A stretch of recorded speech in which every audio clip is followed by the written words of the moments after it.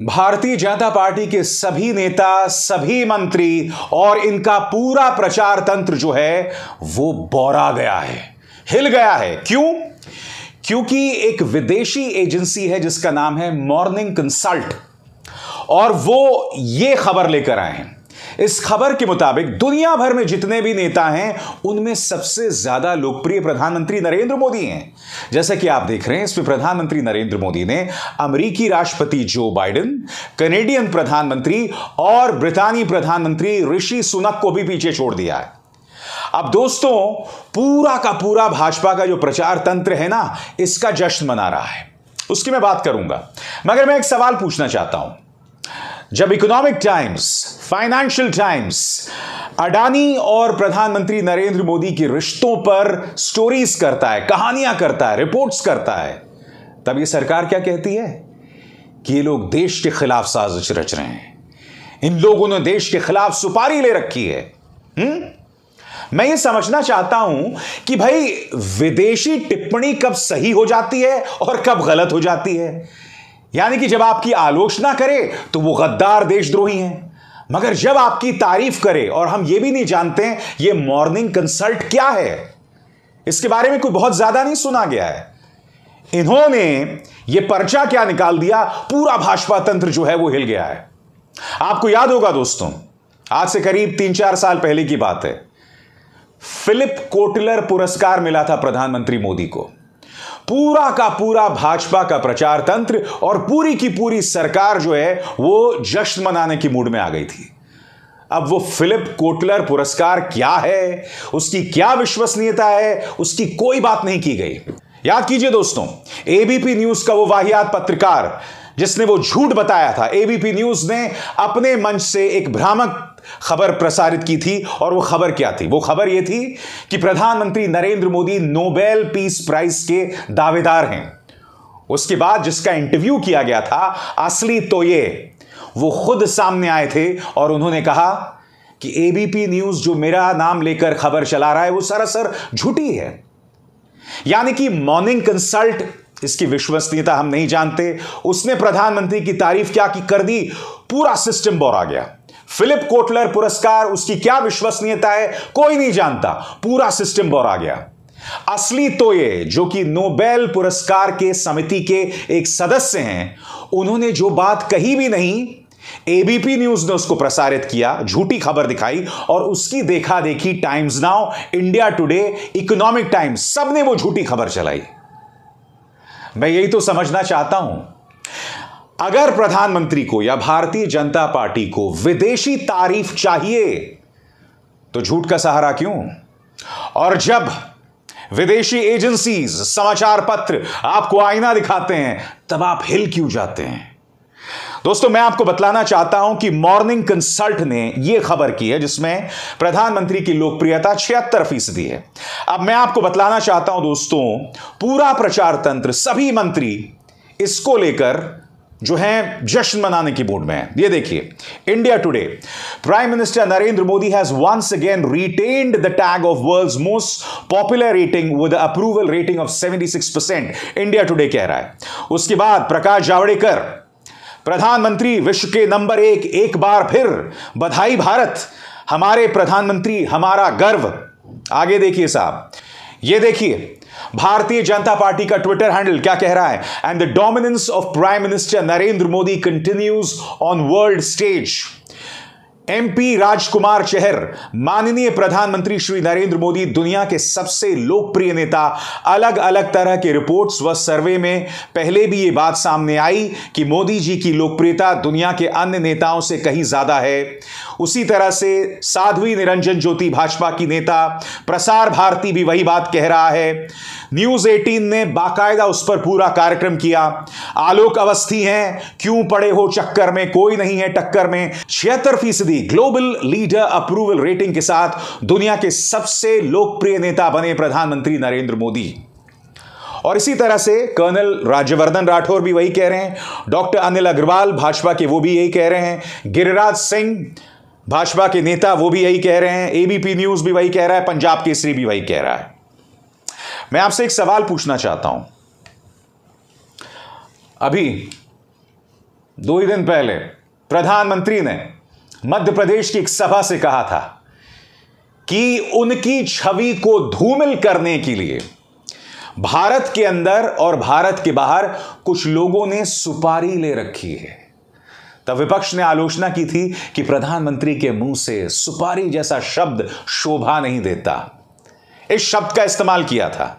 क्यों किया था मैं आपको बताता हूं।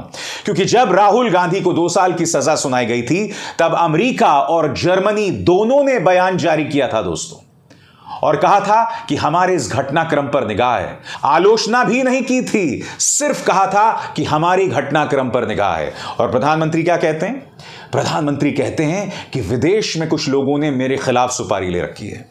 प्रधानमंत्री जब मॉर्निंग कंसल्ट आपकी रेटिंग्स को 76% 76% बताता है, तब उसके बारे में आपका क्या कहना है? कहीं यह विदेशी साजिश तो नहीं? बताइए। हकीकत क्या है दोस्तों? ये लोग आलोचना नहीं बर्दाश्त कर पाते।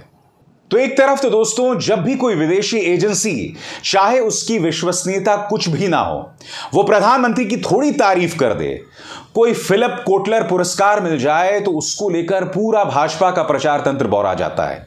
मगर दूसरी तरफ कोई सकारात्मक आलोचना भी करे तब इसे गद्दारी का नाम दिया जाता है, सुपारी का नाम दिया जाता है। मैं इस सरकार के 2 नगीने 2 मंत्रियों की बात आप तक पहुंचाना चाहता हूं, इनके दोहरे मापदंड को एक्सपोज करने के लिए। सबसे पहले आपकी स्क्रीन पर देश के विदेश मंत्री एस जयशंकर, इन्होंने क्या कहा मैं पढ़ के सुनाना चाहता हूं। एस जयशंकर ने राहुल गांधी पर टिप्पणी के लिए पश्चिमी देशों की बुरी आदत की आलोचना की। जयशंकर ने कहा कि पश्चिम को दूसरों पर टिप्पणी करने की बुरी आदत है। वे सोचते हैं कि यह किसी प्रकार का ईश्वर का दिया अधिकार है। उन्हें सीखना होगा कि अगर वे ऐसा करते रहेंगे तो दूसरे लोग भी टिप्पणी करते रहेंगे। खबर क्या है मैं आपको पढ़ के सुनाना चाहता हूं। विदेश मंत्री एस जयशंकर ने दूसरे देशों के आंतरिक मामलों पर टिप्पणी करने की आदत के लिए पश्चिम की आलोचना की है। रविवार को विदेश मंत्री ने कहा, पश्चिम को लगता है कि उसे दूसरे देशों के आंतरिक मामले पर टिप्पणी करने का ईश्वर द्वारा दिया गया अधिकार है। जयशंकर ने यह टिप्पणी रविवार सुबह बेंगलुरु साउथ में सांसद तेजस्वी सूर्या और बेंगलुरु सेंट्रल से सांसद पीसी मोहन द्वारा कब्बन पार्क में 500 से अधिक युवा मतदाताओं, जॉगर्स और आगंतुकों के साथ आयोजित मीट एंड ग्रीट कार्यक्रम के दौरान की। विदेश मंत्री की यह प्रतिक्रिया संसद सदस्य के रूप में कांग्रेस नेता राहुल गांधी की अयोग्यता पर जर्मनी और अमेरिका की टिप्पणी पर आई है। अब देखिए ना, जर्मनी और अमेरिका, जैसे मैंने कहा ना, उन्होंने आलोचना भी नहीं की, उन्होंने सिर्फ इतना कहा कि हमारी निगाह है। मगर देखिए यह व्यक्ति किस तरह से हिल गया है, और इस तरह से हिल गया है कि मैं आपको बताता हूं उन्होंने आगे क्या कहा। जयशंकर ने कहा कि मैं आपको सच्चा जवाब दूंगा। इसके 2 कारण हैं। ऐसा इसलिए क्योंकि पश्चिम को दूसरों पर टिप्पणी करने की बुरी आदत है। वो सोचते हैं कि यह किसी प्रकार का ईश्वर का दिया अधिकार है। उन्हें अनुभव से सीखना होगा कि अगर वे ऐसा करते रहेंगे तो दूसरे लोग भी टिप्पणी करने लगेंगे, और ऐसा होने पर उन्हें अच्छा नहीं लगेगा। और मैं देख रहा हूं कि ऐसा हो रहा है। मैं आपको बात बता दूं मिस्टर एस जयशंकर, कि एक लोकतंत्र में, और खासकर जो स्वस्थ लोकतंत्र होते हैं, मैं फर्जी लोकतंत्र की बात नहीं कर रहा हूं, जहां आलोचना होती है, जब लोग आपकी कमियों की तरफ इशारा करते हैं ना, तो उसे सुपारी का नाम नहीं दिया जाता। उस आलोचना का जवाब राजनीतिक तौर पर दिया जाता है। किसी को देश का गद्दार नहीं बता देते हैं। मैं आपको याद दिला दूं, हिंडनबर्ग रिपोर्ट आती है तो अडानी ग्रुप उसके बारे में कहता है कि यह देश के खिलाफ साजिश है। अडानी ग्रुप की फील्डिंग करने के लिए पूरा का पूरा भाजपा का प्रचार तंत्र उतर जाता है। याद कीजिएगा, संसद के अंदर यानी कि लोकसभा और राज्यसभा के अंदर कितनी तकलीफ हो रही थी भाजपा के सांसदों को। प्रधानमंत्री नरेंद्र मोदी ने अपने मुंह से अडानी शब्द का जिक्र तक नहीं किया, जबकि कुछ सवाल थे जिनका उन्हें जवाब देना चाहिए था। जब यह सब नहीं होगा, जब विपक्ष इस पर सवाल उठाएगा, जब इकोनॉमिक टाइम्स, फाइनेंशियल टाइम्स और बीबीसी इस पर रिपोर्टिंग करेगा, तो जाहिर सी बात है रिपोर्टिंग करेगा ना। इसको साजिश या सुपारी नहीं बताया जा सकता है। मैं आपको मिसाल देना चाहता हूं। हिंडनबर्ग ने अडानी पर रिपोर्ट किया। आपको पता है यहां भारत में किस तरह की प्रतिक्रिया हुई। आप जानते हैं उसके बाद हिंडनबर्ग ने एक और रिपोर्ट की थी एक और अमेरिकी कंपनी पर, मगर वहां जो सरकार है यानी जो बाइडेन की सरकार, उनके समर्थकों ने यह नहीं कहा कि यह अमेरिका के खिलाफ साजिश है। वो रिपोर्ट आई और चली गई। मगर भारत में सब हिल गए।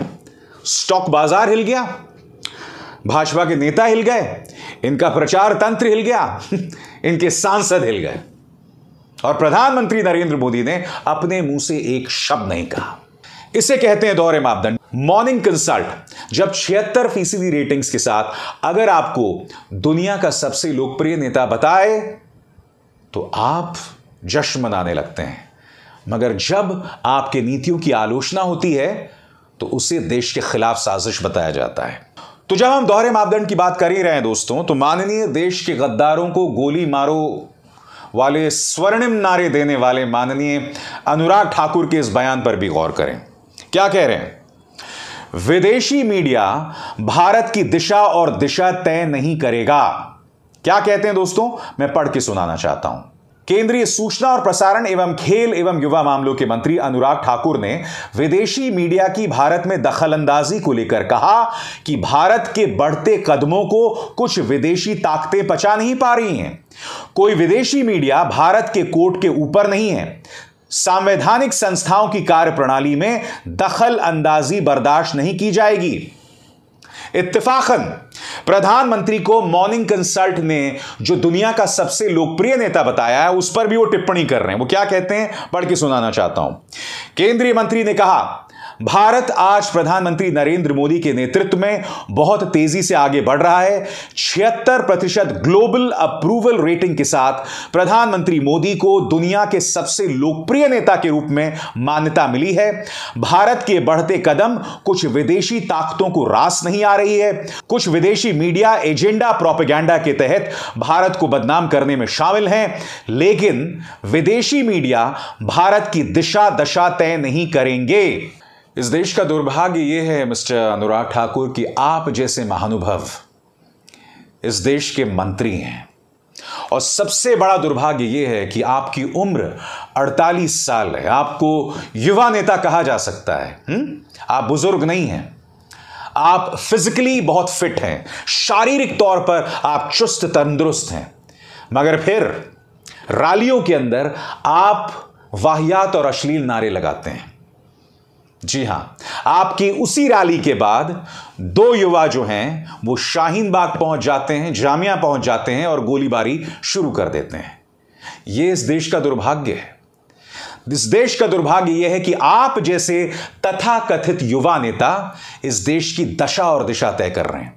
इस देश का दुर्भाग्य यह है कि तेजस्वी सूर्या जैसे नेता इस देश की दशा और दिशा तय कर रहे हैं। इस देश का दुर्भाग्य यह है कि लोकतंत्र के नाम पर भारतीय जनता पार्टी ने इस देश का मजाक बनाकर रख दिया है और उसके अलावा कुछ नहीं। एक स्वस्थ लोकतंत्र की खास बात यह होती है कि वहां पर आलोचना की जा सके, अच्छे से आलोचना की जा सके, क्योंकि जब वो आलोचना होती है तो हम उससे सीखते हैं। याद कीजिए, प्रधानमंत्री नरेंद्र मोदी ने लंदन की जमीन पर प्रसून जोशी के साथ उस इंटरव्यू में कहा था कि मुझे आलोचना बहुत पसंद है, अगर मेरी आलोचना नहीं होगी तो मैं खुद को सुधार कैसे करूंगा। मगर वो तमाम बातें खोखली साबित हुई, क्योंकि पिछले 8-9 सालों में आलोचकों का क्या हश्र किया गया है, इस सरकार से जो सवाल करते हैं उनका क्या हश्र किया गया है, सब जानते हैं। जो पत्रकार आपसे सवाल करते हैं, इनकम टैक्स और ईडी के तहत आप उन्हें रौंद देते हैं।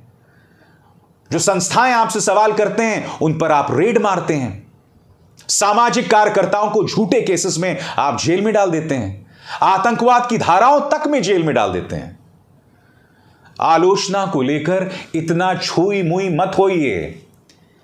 आप जितना ज्यादा आलोचना को लेकर पर्देदारी करेंगे, जितना ज्यादा आलोचना को लेकर असहिष्णु होंगे, उतनी ज्यादा अंतर्राष्ट्रीय तौर पर भारत की नाक कटेगी, भारत की साख पर नुकसान होगा। मेरे इन शब्दों पर गौर कीजिएगा। मैं इस मंच पर तथ्यों के आधार पर आपके सामने मुद्दे लाते रहूंगा। अगर आपको मेरी आलोचना, मेरे शब्द बुरे लग रहे हैं तो आपको अपना नजरिया बदलने की जरूरत है। मैं खुद को नहीं बदलने वाला हूं, समझे? मैं खुद को नहीं बदलने वाला हूं। अभिसार शर्मा को दीजिए इजाजत। नमस्कार। स्वतंत्र और आजाद पत्रकारिता का समर्थन कीजिए, सच में मेरा साथी बनिए। बहुत आसान है दोस्तों, इस ज्वाइन बटन को दबाइए और आपके सामने आएंगे ये 3 विकल्प। इनमें से एक चुनिए और सच के इस सफर में मेरा साथी बनिए।